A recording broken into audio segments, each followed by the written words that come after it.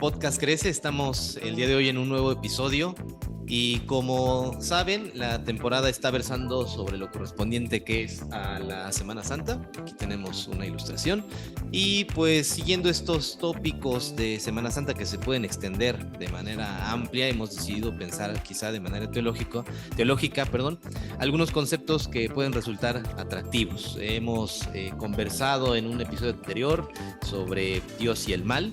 Y el día de hoy, en este espacio, con el buen J.R. González, que en un momento lo presentaré de una manera más formal, abordaremos dos de estos conceptos que, como su denominación lo puede decir, resultan bastante atractivos, como es Dios y el tiempo y Dios y la existencia, los cuales van a estar condensados a partir del pensamiento de dos grandes teólogos que dio la primera mitad de principios del siglo XX y que después se anduvieron dando lata e influyendo después de esa segunda mitad.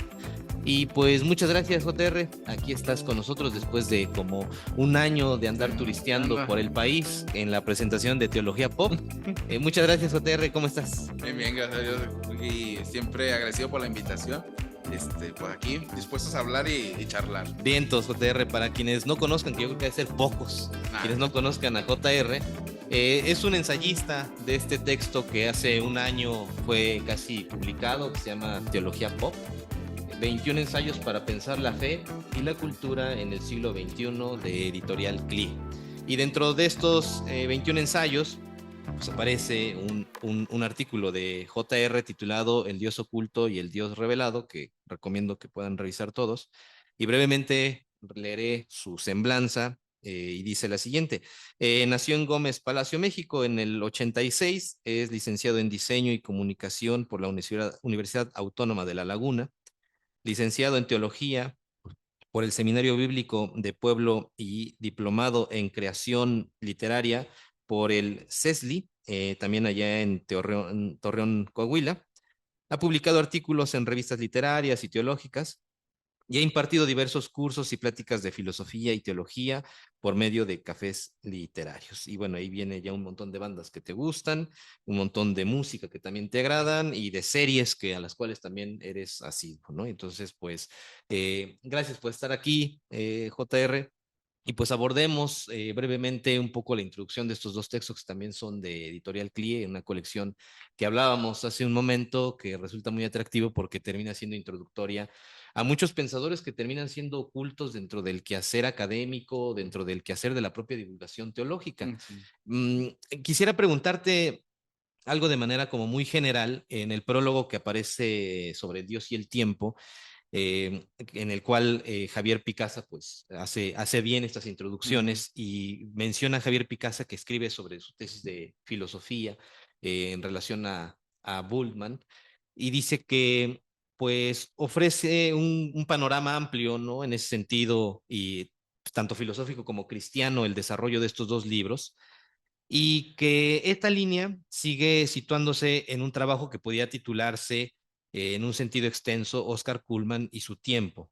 Dice: ciertamente me interesa la vida del autor, pero no tomándola de forma aislada, sino vinculándola con Bultmann y también con Karl Barth, con quienes forman un triángulo teológico protestante del siglo XX, y es el gran triángulo teológico protestante. Eh, ¿Estás de acuerdo con esto? ¿O faltarían más teólogos? Siempre esta parte de tratar de enunciar cuáles son los grandes teólogos del siglo XX, o filósofos, o sociólogos, siempre terminas quitando o diciendo este debió de haber estado o no. ¿Estás de acuerdo en eso, Perla? Mira, yo creo que si pudiéramos hablar de alguna manera muy concreta, o sea, estos tres teólogos, yo creo que hay que hablarlos en su conjunto, porque Ujú. no los pueden, dice Picasa que no los puede separar. A final de cuentas están intrínsecamente ligados por tiempo, eh, por influencias, por teologías ¿Te y puedes acercar tantito, me parece?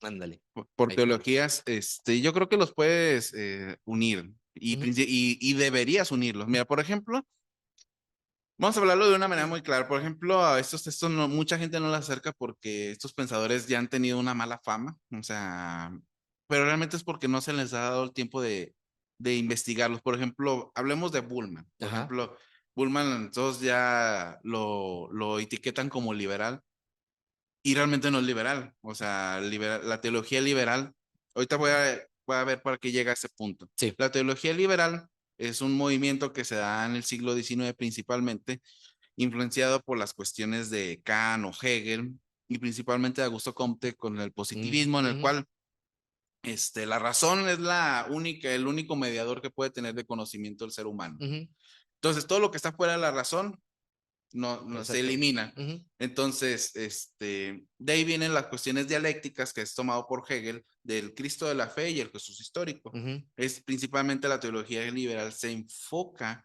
en el Jesús histórico, o sea, lo que podemos saber realmente de Jesús. Entonces, eso es la teología liberal. Es una teología basada en la cuestión de la razón, pero ellos no son liberales porque ellos dicen, es que no es a través de la razón que nosotros podemos conocer al Jesucristo que ujú, está. Por eso, esa etiqueta de liberal, alguien que no lo ha leído la va a adoptar fácilmente, pero no es cierto, ¿eh? Ellos, al contrario, son críticos de teología liberal y yo los colocaría con una etiqueta demasiado amplia, pero podríamos llamarlo así como una teología existencial. no, ujú, Es una teología de la existencia. Y esos tres están íntricamente ligados porque todos van tocando el mismo tema acerca de quién es Dios para mí, ujú, Dios y el tiempo, valga, ujú. o sea, Dios y la existencia. Eh, no podemos negar que, por ejemplo, Bullman está súper influenciado por Heidegger. Ajá. O Pues sea, fueron compadritos. sí, no, ya se levantaban cartas de amor entre ellos, Sí, sí, sí. Ana Aren, quién sabe qué hacía ahí, ¿no? sí. Ujú, Entonces, de hecho, el concepto de Dasein de Heidegger, ujú. Bullman lo toma y lo hace suyo. Para los que no sepan, es lo que se viene traduciendo así para escuela normal, el ser ahí. Ok. Ajá. Y lo toma como suyo y lo enfoca al nuevo nacimiento. Ujú, O sea, él transforma el concepto de Heidegger, que obviamente tenemos que hablar de alguna manera que Heidegger es un teólogo, digo, pero un filósofo de la existencia, este, y toma ese concepto y lo hace suyo. Entonces, y Karl Barth, aunque, como bien dice en su biografía, hay un libro de FCE, Fondo de Cultura Económica, sobre la biografía de Heidegger, y hay un dato bien interesante en ese libro. Habla que antes de publicar Ser y Tiempo, o sea, Heidegger lee la carta a los romanos de Karl Barth. ah, incluso hasta hay un comentario, ¿no? Creo Así que hay un es, comentario de Heidegger, creo que lo edita Trota o así es. sigue. Ajá, sí. Entonces, cómo ese círculo, o sea, gira más bien en la cuestión de la existencia, ¿eh? O sea, Ujú, ellos tres hablan acerca de la existencia del ser humano, dándose cuenta de alguna manera, o sea, que la razón como tal no nos va a llevar directamente a Dios, ¿da? ujú. Y esa es la gran crítica que tienen ellos tres, ¿da?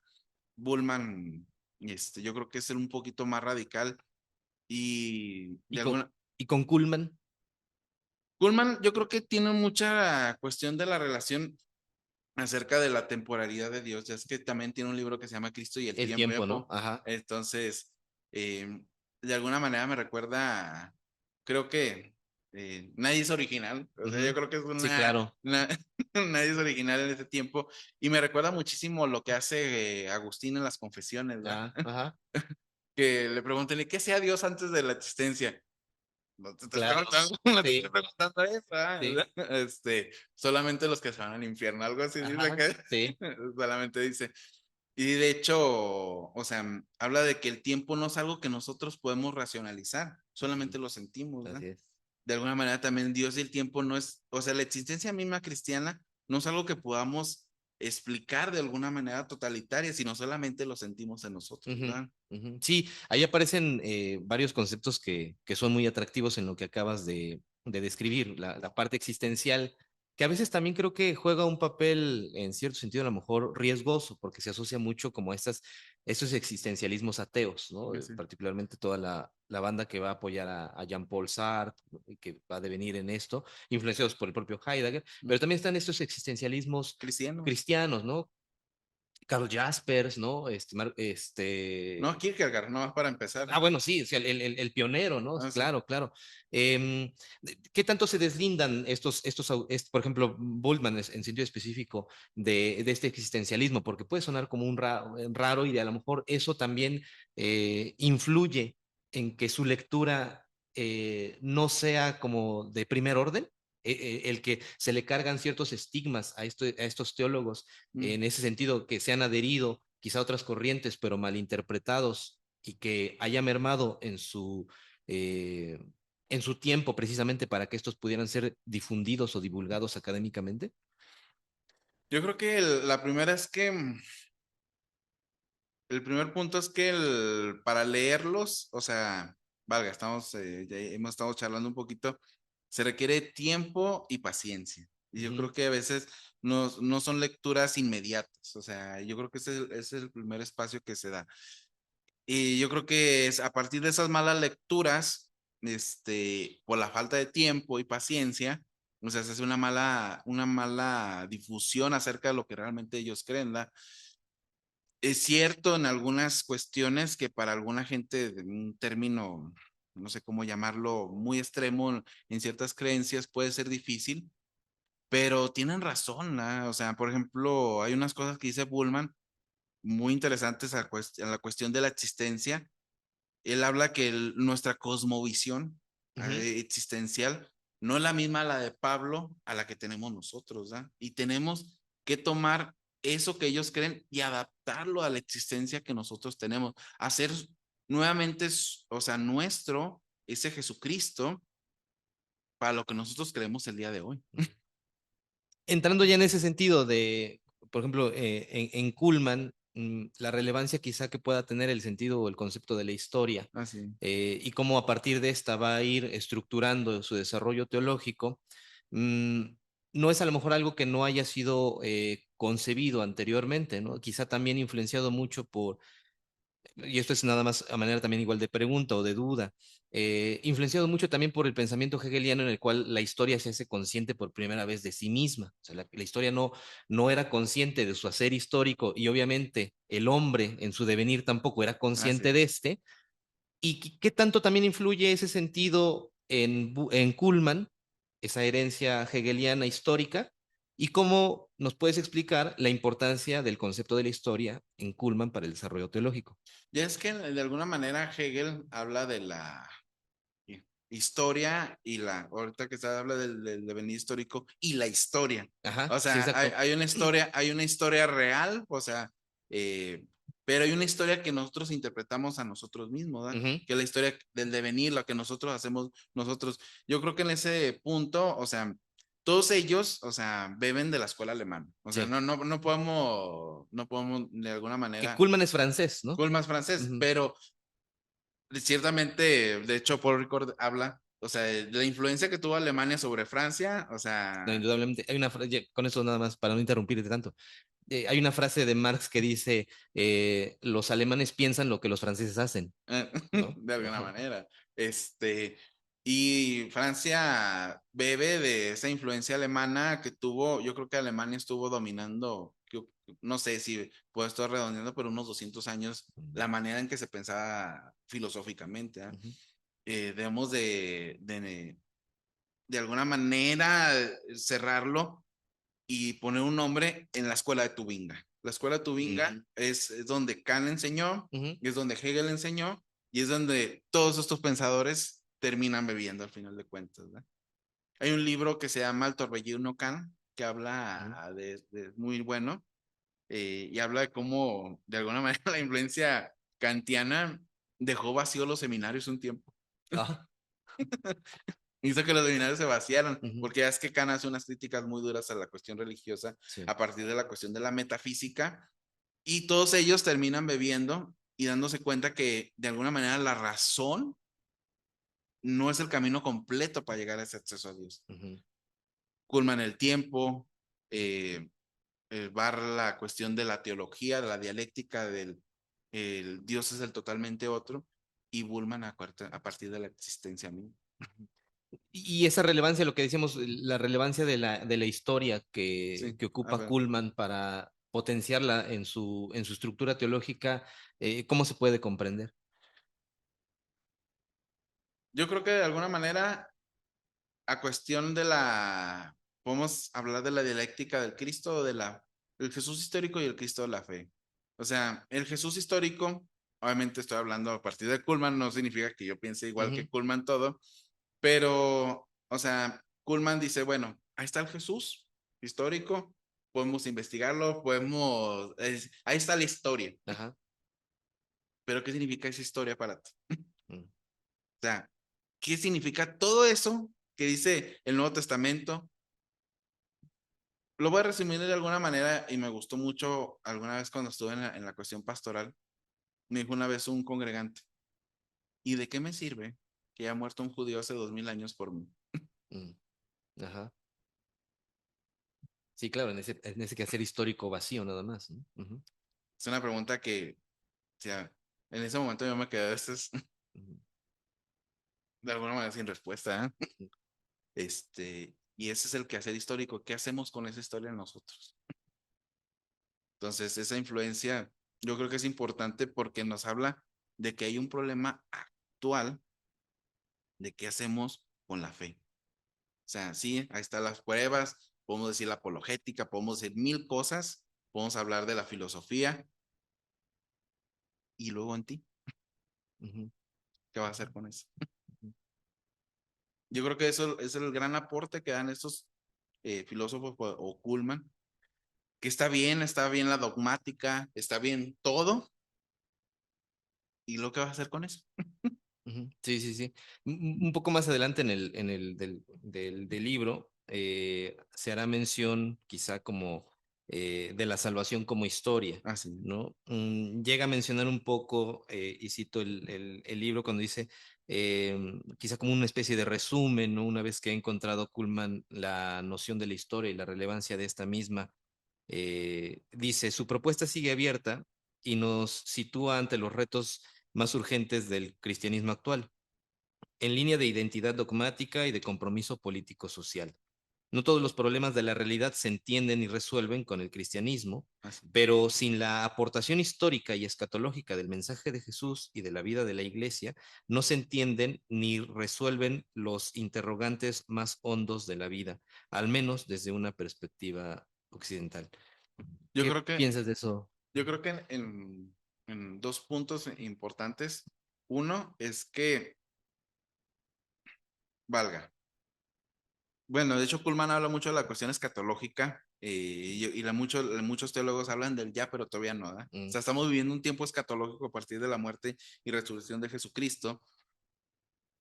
Y yo creo que ese sentido nos habla un poquito de la división que se ha dado en muchas cuestiones cristianas, como de dejar la cuestión cristiana como a lo espiritual. O mm, sea, y de separando lo espiritual de esa situación. Me acuerdo, y lo quiero enfocar en palabras más sencillas, cuando alguien le habla acerca de la esperanza cristiana, hablando de la cuestión escatológica, la mayoría relaciona el cristianismo con que te vas a morir, te vas a ir al cielo, te van a salir vas a andar desnudo y te van a salir dos alitas.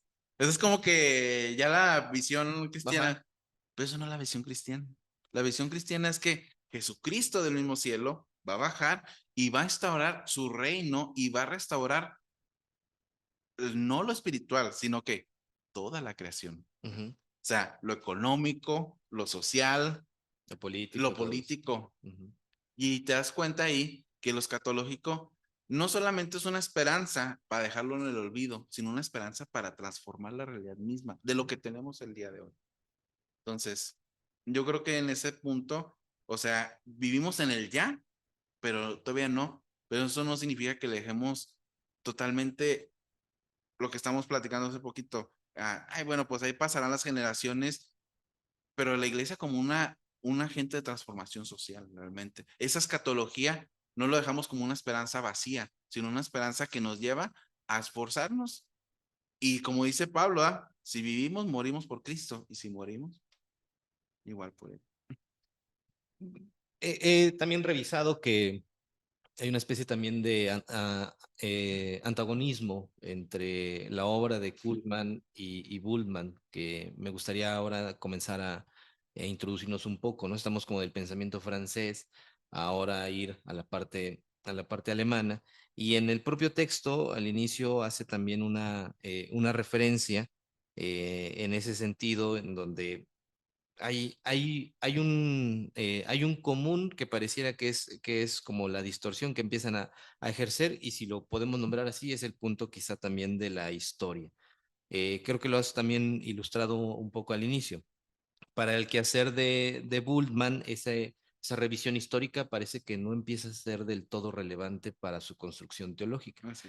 Hay algo que empieza a introducirse que a lo mejor para algunos es muy conocido, que es la cuestión de desmitologizar, ¿no? Quitar como esa cuestión del mito y empezar a abordar un concepto que también hemos mencionado, que es la cuestión de de la existencia.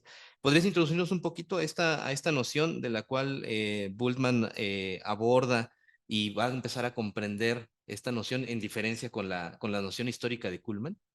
Bueno, nomás como para que entendamos, espero que algunas iglesias no me terminen quemando, pero pasa que, uno, hay que entender la cuestión del mito. Yo creo que para entender, yo creo que la cuestión del mito no es como que algo fantasioso.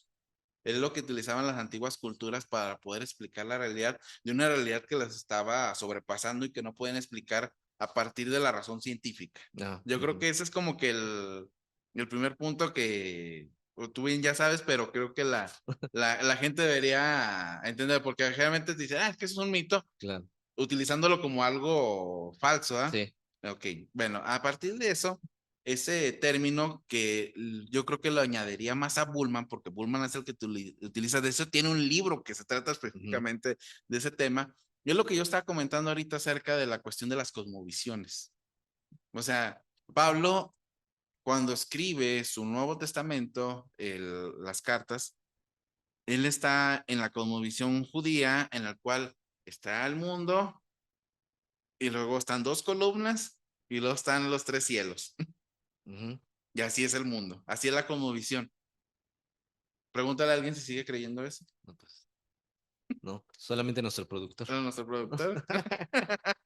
Entonces, ya a partir de ahí, ya tenemos una diferencia.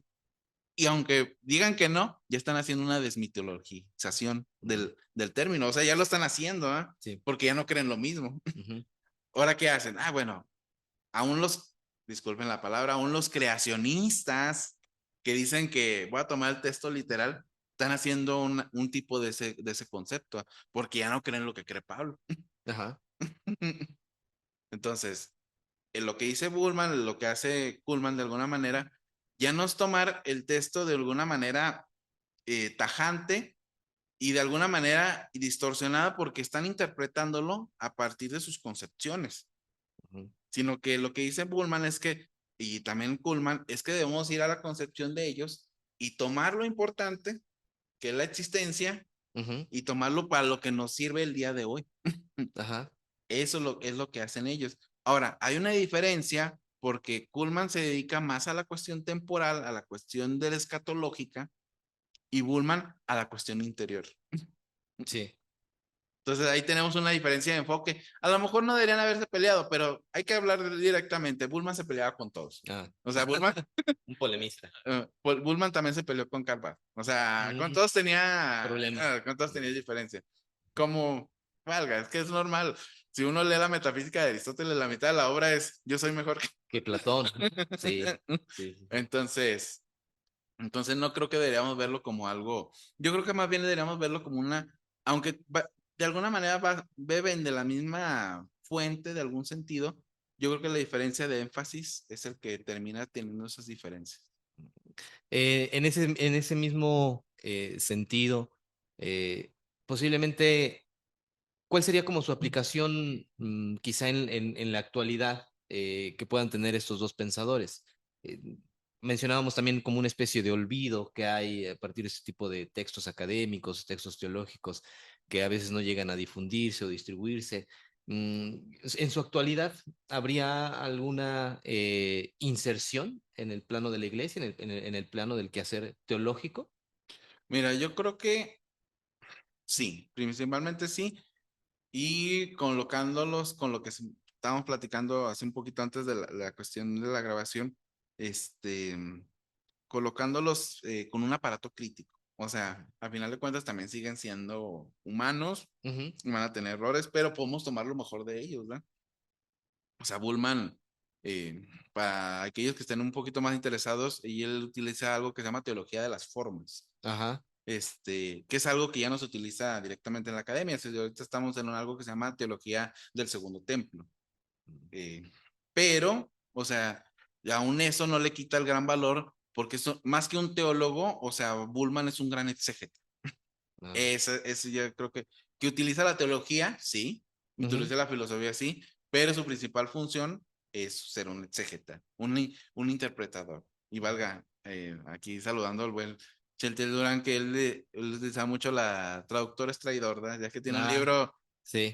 Entonces, ese es la primera cuestión. Y yo creo que Bullman, no en un afán no cristiano, sino en un afán cristiano, de poder en una época de crisis, en una época de caos, recordemos que están a premura de la cuestión de las guerras Sí, mundiales, justamente. Ujú. en un mundo que parece que en algún sentido muchos cristianos pensaban que Dios los había olvidado, les vuelvo a recordar el valor intrínseco que tiene la existencia humana y el valor que tiene Jesucristo para una renovación espiritual dentro de nosotros. Y Kuhlman, por el otro lado, hablando del enfoque, nos habla que no solamente la interioridad es importante, sino hacer válido lo que estamos comentando de alguna manera, que el reino de Dios se haga presente en la historia. Hay algunas lecturas sesgadas, me imagino, también de ambos. ¿Conoces alguna en ese sentido que marque así como una radicalidad de una mala interpretación de lo que son ellos? Bueno, puedo tener muchísimas, pero Ujú. creo que ya comenté la cuestión de que es liberal, Ujú. cosa que es totalmente. He escuchado también críticas de que Bullman ni es cristiano. Ah, Y yo creo que hay que colocarlo de alguna manera, lo que hemos estado comentando, como un cristiano de su tiempo. Es que ya cuando tú quitas, o sea, cuando tú arrancas a un autor de su tiempo, le quitas realmente mucha importancia, porque a final de cuentas, como bien dicen los filósofos, son hijos de su tiempo, sí. igual los teólogos. O sea, Ujú. él está hablando a una generación en ese sentido ya acerca de la existencia, de lo importante, ¿eh? Cuando tú lo colocas en otro punto, o sea, vuelves a decir cosas tan radicales como que no era cristiano, ¿eh? Claro. Y si pensamos en ese sentido de los dos conceptos que quizá nos empiezan a interesar, después como de esta introducción acerca de la existencia, el tiempo, al final son dos conceptos que a nivel teológico resultan y filosófico resultan así, Ah, súper amplio. no, súper amplios, ¿no? O sea, desde 20.000 escuelas, desde 20.000 maneras de interpretarlos o de abordarlos. ¿Cómo podríamos ir comenzando quizá a estructurar algo que podría denominarse como la noción del tiempo? O sea, ¿cuál es esa relevancia ante precisamente una noción también de una eternidad versus la temporalidad? ¿Cómo podríamos a lo mejor ir ciñendo ese concepto tan amplio, a lo mejor en la visión de Kuhlman, si es que se encuentra dentro de Cristo y el tiempo? ¿Existe algún sesgo que pueda ahí encontrarse para pensar la cuestión del tiempo?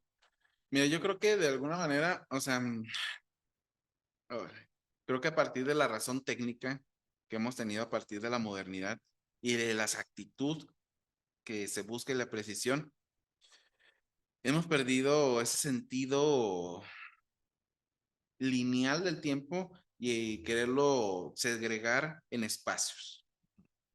¿A qué me voy refiriendo a esto? Yo creo que algo que nos enseña primeramente y que también se le critica a Kuhlman en algunos círculos muy cerrados, es de que no hace una interpretación, o sea, palabra por palabra de que se crea directamente lo que dice, o sea, directamente, no sé, o sea, se lee el texto y se debe de creer tal y cual está eso explicado. Cuando lo que nos enseña, por ejemplo, Kuhlman o estos autores o muchos de ellos es que hay que leerlos de alguna manera también como lo leyeron los primeros apóstoles, no leerlos como biografías exactas Mm, donde el tiempo es así minuciosamente detallado, sino que lo debemos de tomar como narraciones teológicas mm, donde Dios va desarrollando su historia a partir ujú. de su tiempo y no importando si este pedazo de tiempo fue acá o fue acá, sino lo que importa es la consumación. Que si te fijas, la mayoría de los evangelios, lo importante, aunque es importante lo que enseña, siempre lo importante es que nos debe llevar a la pasión, Ajá. Ujú. a ese momento culminante donde lo divino y lo humano, O sea, hay eh, como un telos, ¿no? Ahí. hay un telos dentro de eso y hay una consumación al final de cuentas. Yo creo que esa crítica que se les da es a veces una crítica sesgada. Yo los invitaría a que leyeran realmente el texto por sí mismo. Y yo creo que estos textos de Javier Picasa, más que nada porque también los conoció. Ajá, claro. Sí, sí, sí. Entonces podemos leerlos de alguna manera como de primera mano, antes de hacer esas críticas tan sesgadas. Bullman liberal, Kuhlman de alguna manera, también se le dice que es un liberal. O sea, todos los quieren, también a Karl Marx se le ha dicho que es un liberal, como que de alguna manera, JR liberal darle también, cuenta de ¿no? la Sí. rata. Sí. Entonces, yo creo que estaría bien que se diera en el tiempo. Y yo creo que la Biblia nos habla también de que antes de dar críticas, comprender al otro, comprender al otro. Y en la noción de la existencia, que también es súper compleja, ¿no? Eh, en Bultmann hay también un constructo en el quehacer de su desarrollo teológico para formar una existencia plena, que obviamente puede ser fundada en el sentido, como tú mencionabas, en el sentido de la vivencia, en el sentido de del sentir, en el sentido de angustiarse, no sé, en ese sentido del constructo de la existencia, en el cual no todo es de manera positiva, no del todo es como de manera adecuada, sino que surgen esos conceptos, como mencionabas, a partir de la conciencia que la Primera y la Segunda Guerra Mundial les da y ese vacío que genera en ellos. Podemos comprender una existencia que se encuentra vacía, una existencia que se encuentra angustiada y que ese es el motor para acercarse a Dios, o es una existencia plena y dada que también comprende estos contrarios, ¿no? Como la angustia, el vacío, la muerte, etcétera. Bueno, yo creo que de alguna manera, o sea, me llama muchísimo la atención para unirlo ahí con Bullman, porque a final de cuentas tienes que irlos tomando de la mano. Es que Heidegger, de hecho muchos hablan de que Heidegger hace una teología de Ujú. alguna manera. Ajá, De hecho, los primeros estudios de Heidegger hablan acerca de la mística y de San Pablo, así ¿verdad? es. Entonces, esa angustia, yo creo que más bien respondiendo a la pregunta, es una angustia. O sea, el hombre ya tiene un pecado intrínseco. Yo creo que no hay realidad más palpable que lo que dice Job, el hombre es el lobo, Ajá, ajá. el hombre es el lobo El del lobo del hombre. hombre, sí, claro. Entonces, hay un pecado en nosotros que tiene que ser resuelto.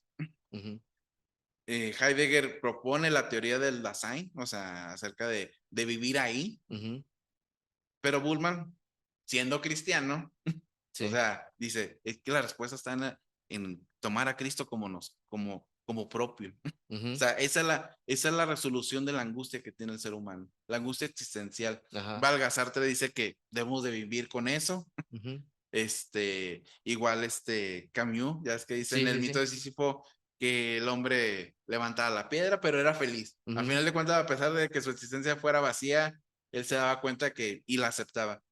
Y Bullman dice, no hay una aceptación, pero no por la realidad misma, sino porque Cristo murió por ti. ujú. Y tú puedes tomar esa existencia de Cristo como es tuya.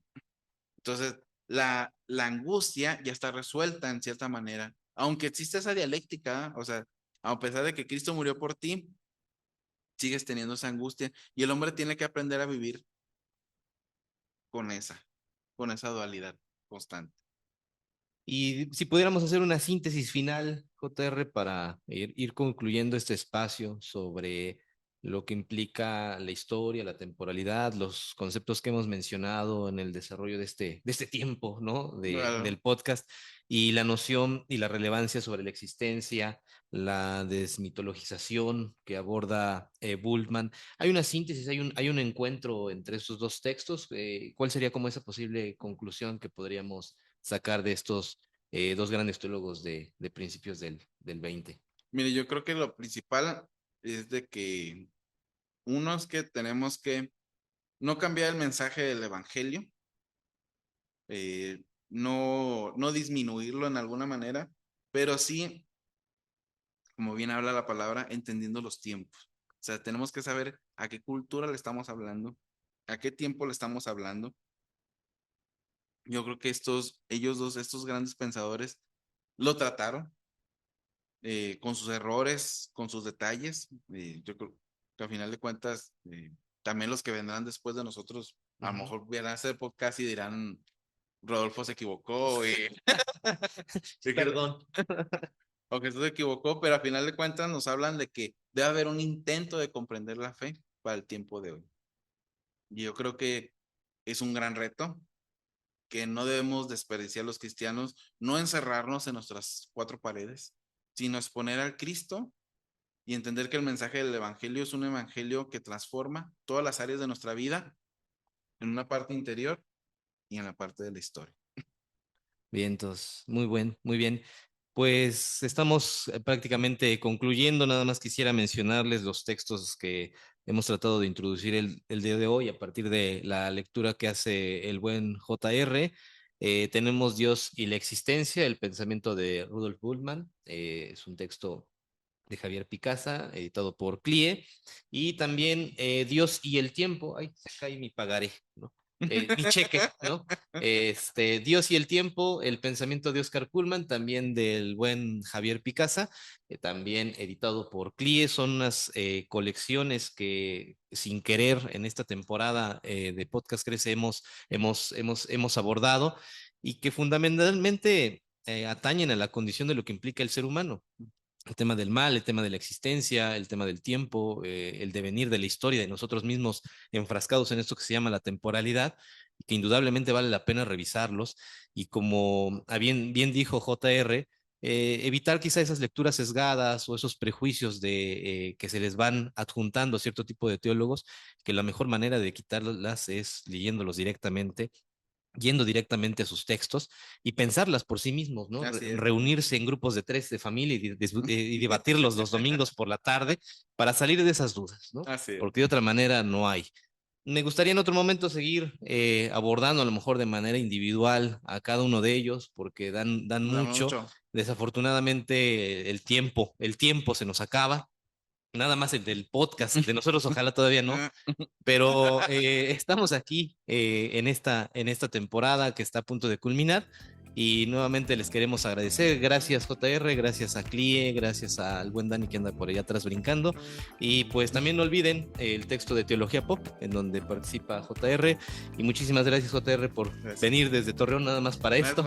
Pues sí, nada más para esta media hora. Gracias JR por estar aquí. Perfecto, Gracias. no, gracias por el espacio. Y tus redes, ¿tienes redes? sí, ¿Tienes tengo tengo un canal que la verdad no le pongo mucha atención, pero de YouTube que se llama Filosofía Revelada, y tengo un Insta igualmente con el mismo canal Filosofía Revelada, juntamente con el Facebook. Ahí, si gustan seguirme, subo unos memes que les van a gustar. De 10, la verdad sí, la verdad sí. Vale, pues muchísimas gracias a todos los que nos escucharon, nos estamos viendo para la próxima, hasta luego. Hasta luego. Bye.